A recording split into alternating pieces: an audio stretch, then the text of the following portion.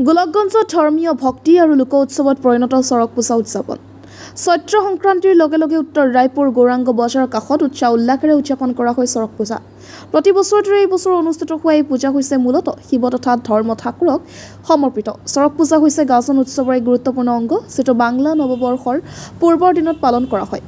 এই পূজাৰ মুখ্য আকৰ্ষণ চৰক গছত ভক্তক দোলা দিয়া, গৰম কয়লাৰ ওপৰেদি খোজ কঢ়া, শৰীৰৰ বিভিন্ন অংশ ধাতুৰ ৰদ ভেদ কৰা, জিভা ফুটা, পিঠিত বৰশী কল লগোৱা আদি কঠোৰ ভক্তিপূৰ্ণ আচাৰ অনুষ্ঠান।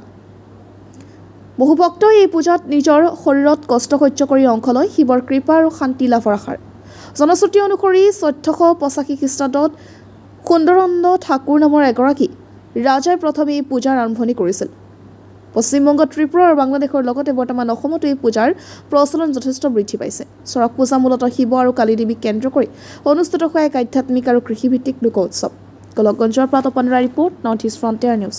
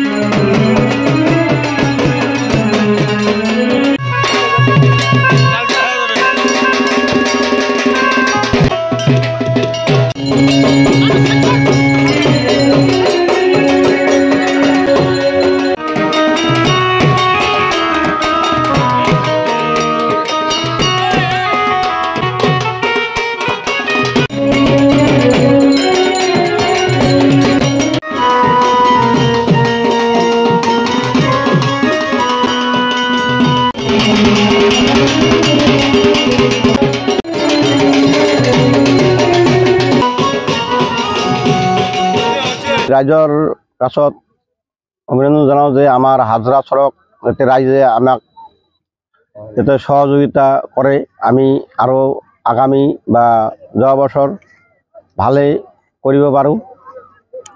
আৰু কিবা আমি ৰাইজখনক চৰক দেখুৱাবলৈ বা আমি ইয়াত আদ্য বা বছৰি বানাম কৰিবলৈ আমি ৰাইজক দেখিবলৈ আহ্বান কৰোঁ। আমি বা যিমান পাৰোঁ ইমান আমি কৰি ৰাইজক দেখাবলৈ সন্তুষ্ট কৰিম।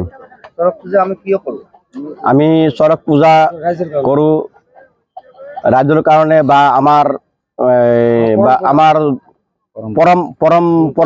পৰম্পৰা আমাৰ আগত দাদু বা আমাৰ কৰি আছে আগত থেকে, এটা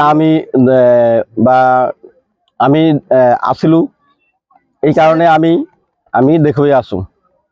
আমাৰ খুৰাহঁতে আছিল, বৰদেউতা আছিল, গাঁৱতে মোৰ দাদুহঁতে আছিল, আগত বাংলাদেশত কৰিছিল। তাৰপিছত আমি ইয়াত আহি আমি বহুত বছৰৰ পৰা কৰি আছোঁ।